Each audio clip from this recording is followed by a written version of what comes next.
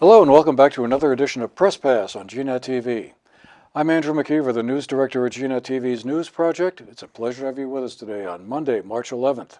It's also a great pleasure to be joined today by Mike Albans, who is the crime and police reporter for the Bennington Banner and Manchester Journal, Cops and Courts, as we used to say back in the old days. And really pleased to have Mike here with us to have him tell us a little bit about the backstories, I guess, and some of the stories he's written, and kind of what it's like to cover the police and crime scene in Bennington County. So, Mike, thank you very much for making the time. Thank you for having me. These conversations. This is Great great to be here. One I've been looking forward to for a while. Right. Your stories are ones. When I see your byline in the paper, I always know I got to read that story. Thank you. And everybody else out there, you should too, because they're really good. So I guess I just thought to get us started, Mike. Tell us a little bit about your background. What did you do before you came to the Banner? Well, I grew up in Brooklyn and started in my early 20s. Was always kind of in the arts, but I really loved photography. I loved the news. And I remember having the Daily News on my coffee table every morning when I was growing up. And kept looking at it, and I really felt at some point that I could do just as well as that I could chase these stories and how much fun that would be. And it was a long journey. We had to get press passes, and you had to chase news and listen to scanners and stay out all night and make friends with the police and all that stuff. And eventually you got that first picture in the paper and got your first paycheck, freelance for years at the AP and the Daily News and the New York Times and the Post, and eventually a staff job opened up and I was able to become a real photojournalist. And that's how it all started. Wow. So what drew you to Vermont after all of that activity? My goodness. Well, I was in New York for many years, including 9/11, and got a little burnt out after 9/11, and I went to 30 or 40 funerals in a row, sometimes 2 a day after that. My specialty became like fly on the wall. I was really good at becoming part of a scene and capturing a lot of emotion and people and asking questions. And like I said, I got burnt out and was sent to Montana to do a story and kind of fell in love with that and moved my whole family at some point, and we stayed for almost a dozen years in Montana, and I built a house and did some fun stuff and fished and rode a little bit, and also dabbled with a little public radio and teaching. And then we had some grandkids, and my wife kind of let me know in no uncertain terms that probably time to get back. So we didn't want to quite go to the city anymore, being out in Montana. So we looked at Vermont, which I had visited many times when I was living in New York, and we liked it. And she's a hospice nurse and a palliative care nurse, so she got a good offer at the hospital, and here we are. Well, and that's New York's loss is our gain. Appreciate it.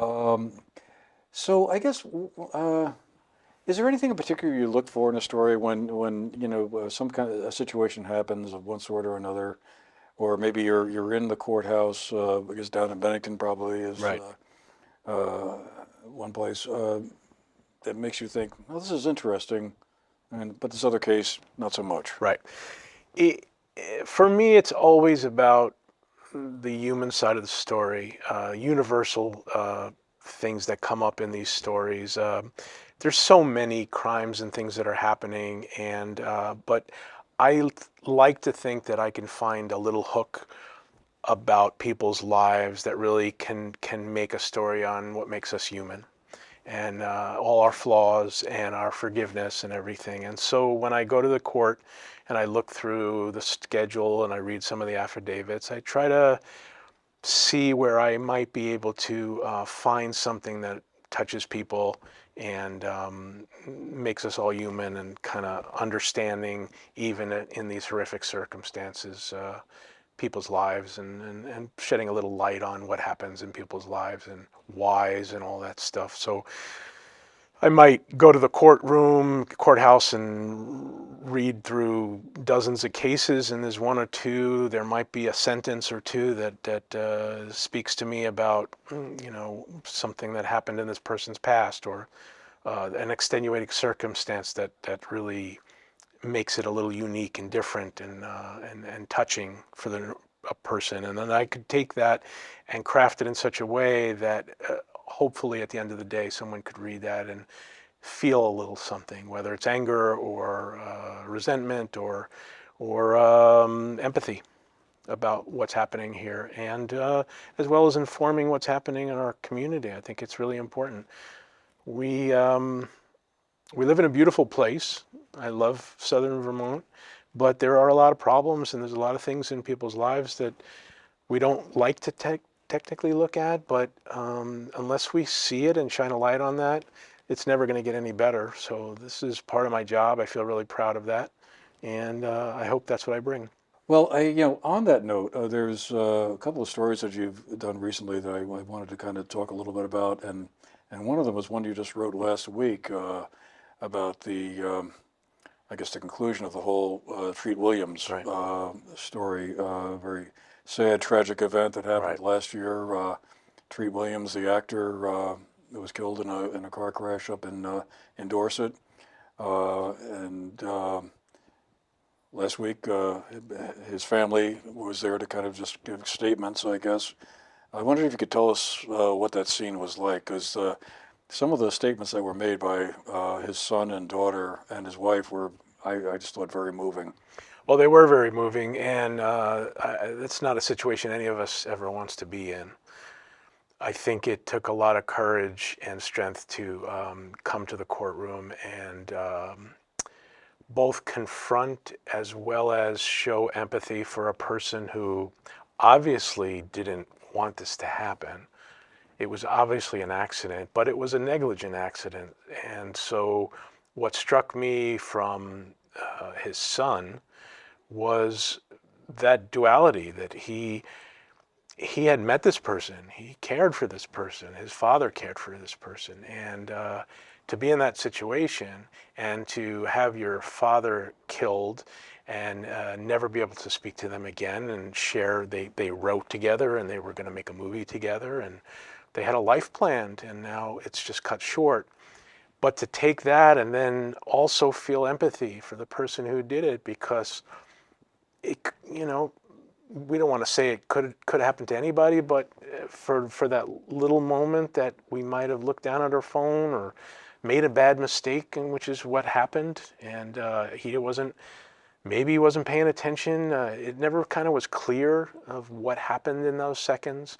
He doesn't remember ever seeing anything, and he doesn't remember what exactly happened, and he tried to.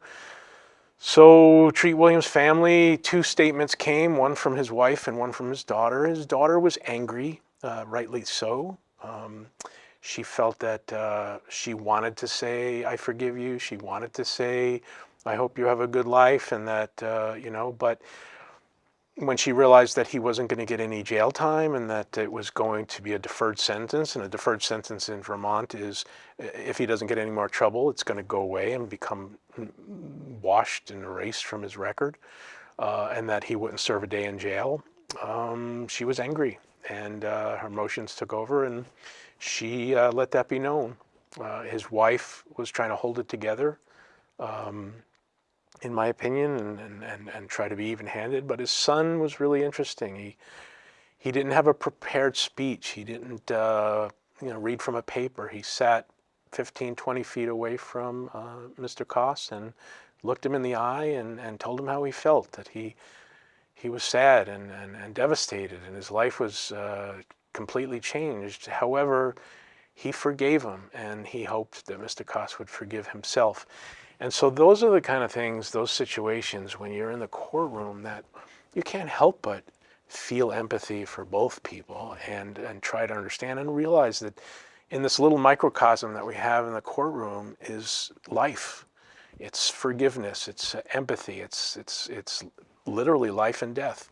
And to be able to see that in people's lives and be able to witness that, and then to write about it and have other people hopefully feel something from that, it's a really special thing, and regardless of whether it's hard to read or not hard to read, and it takes a lot of courage on a lot of people's part. I'm sure Mr. Koss feels horribly for the rest of his life. He even said that. But as my uncle used to always say, it is what it is, and you gotta kind of say what it is and let people know, and then hopefully we could all move forward. Incredible. It could happen to any one of us, and it could happen quickly. And that was one of the things his son said. It's like, we never know. I mean, I know it's a cliche, and people always say it, but we don't really know what's going to happen from the minute to the next. And in a courtroom, and the police, and all this stuff, it's really right there to see it every single day. Yeah, well, that's what I remember always thinking was amazing about that beat, Right. was that you really got to see a side of life that Right. pretty revealing. Right. Right. Anyway, well, you've done a couple of other stories that you've done many stories that I thought Right. were pretty interesting, but a couple stand out, and in addition to the one about Treat Williams, and one of the other ones that it's just been amazing to follow is the one involving Daniel Banyai and the Slate Ridge training facility, I guess is the technical term for it. Boy, that's been a long-running saga going back Yes. several years now at this point. Very long. I guess what was the first story you wrote about in that whole long train of events? I mean, I'm trying to think when that began. That must have been 3 or 4 years ago. Yeah, I wasn't even here when it first started, and it was actually somebody else's story. This guy Tori, who became an editor Oh, afterwards. Tori Rich, yeah. Right. And I just happened to cover one day. I was at the courthouse, and then I wrote a second story. It seemed like with that story, every week, every 10 days, there was something else happening, and it was really crazy. When I first approached that story, the way I felt it was told was that this was a paramilitary training facility. It was what we read about like Ruby Ridge, and and that there was possibly white supremacists there, and possibly armed militias there and stuff. And it kind of evolved in my mind to be really about a zoning incident and a person's inability to kind of take a step back and see what the situation is and try to kind of turn the volume down a little bit. And I met Mr. Banyai at one of those. I was at the inspection that they did for the town, and I was asked by both sides to come and witness what was happening. And Mr. Banyai wanted to talk to me afterward. And I came back thinking, boy, what a shame. It probably could have been worked out years earlier had the temperature been brought down a little bit.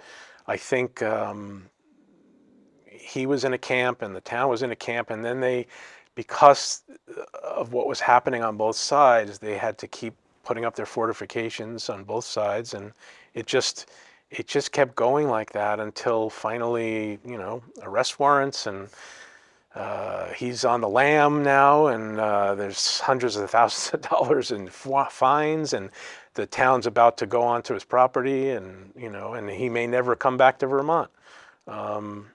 I also learned that it wasn't necessarily a militia white nationalist kind of thing. It was he wanted to train firearms and have a little camp kind of thing, and he brought people in from all over.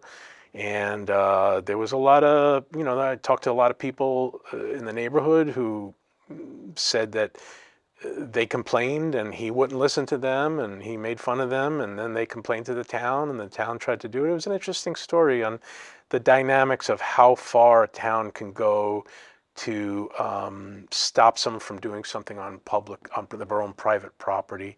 And on the Banyai side, what those private property responsibilities as well as rights are. And I think it's interesting because this plays out in a lot of parts of the country.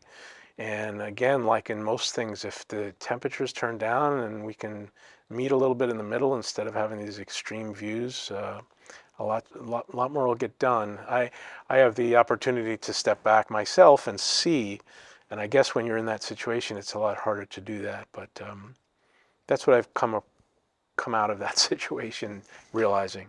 Well, this was a story that actually kind of went national, right? Yeah. There was a podcast, This American Life, Right, had right. a piece on it, and you know, so and just for some background for those who might not have followed this whole story, this was a paramilitary, well, a camp of some sort that was Right. set up in West Poland, actually, where Mr. Banyai was having people come over to target shoot or learn about stuff. He was going to have a Groups. school Right. of some sort. Right. Right.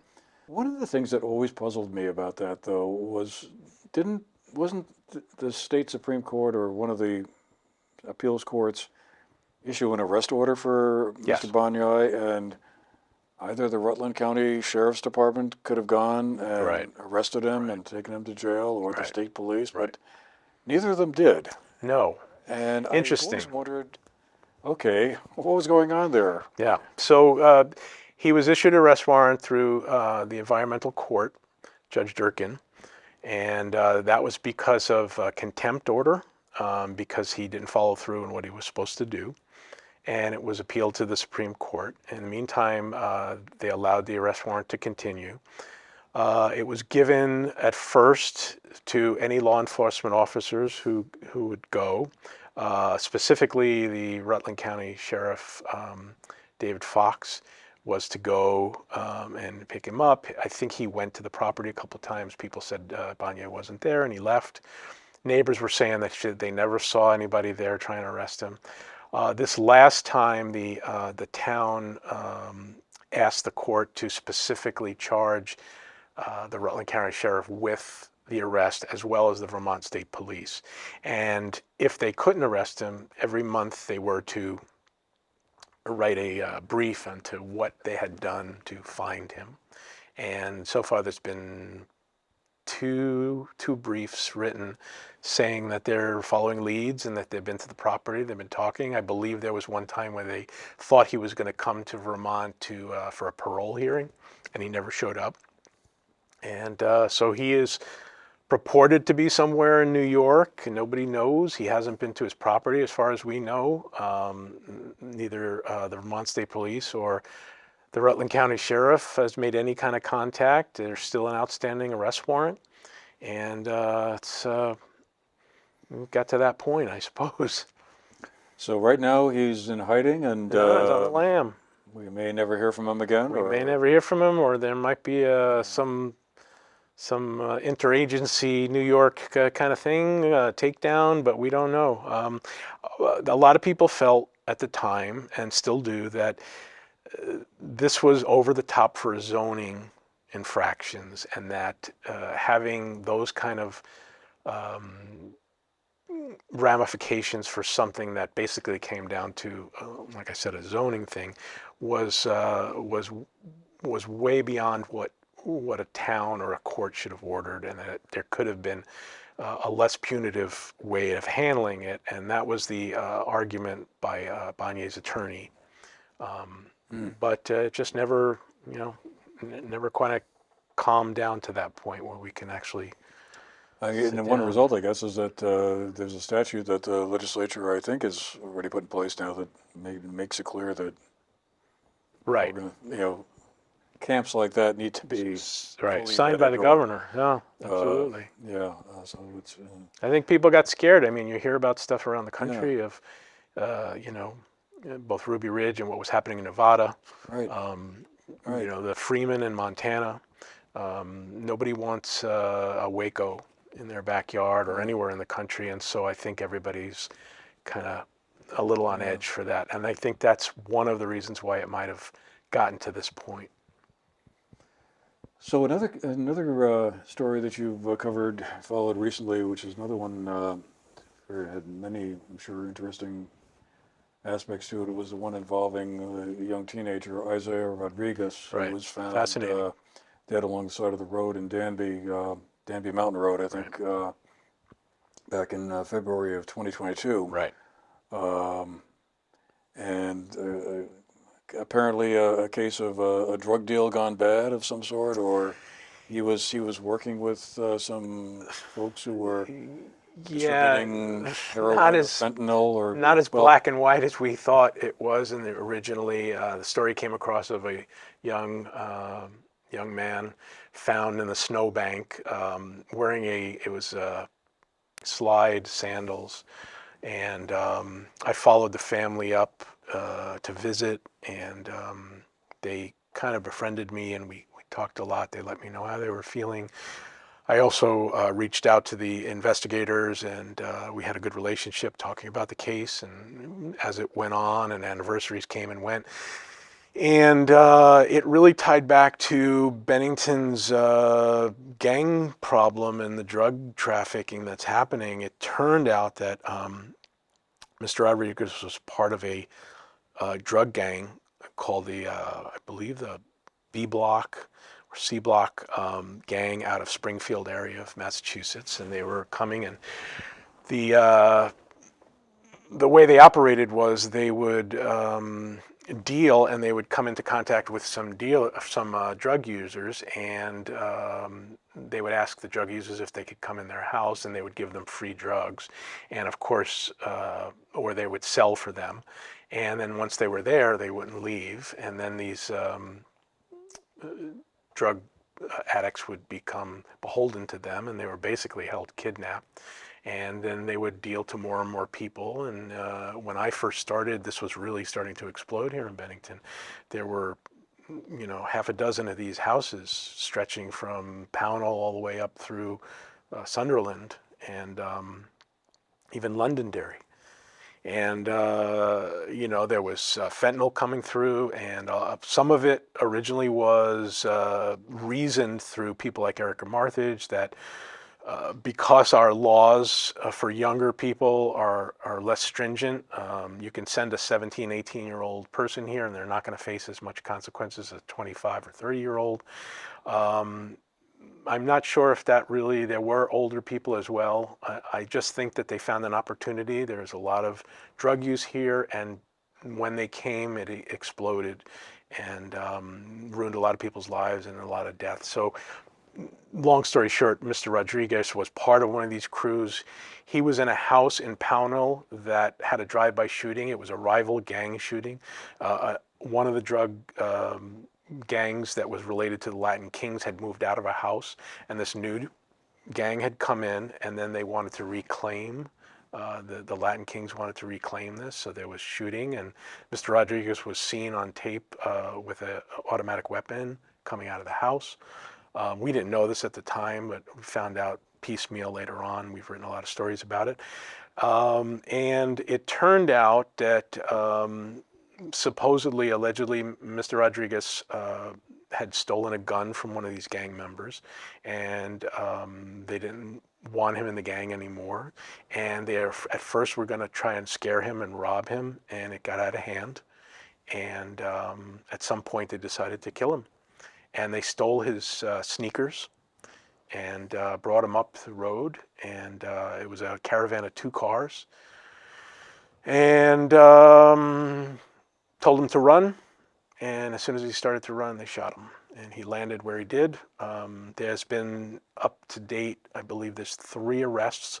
And there are 2 more people that are in federal custody that are waiting to be arraigned as well, have not been officially charged.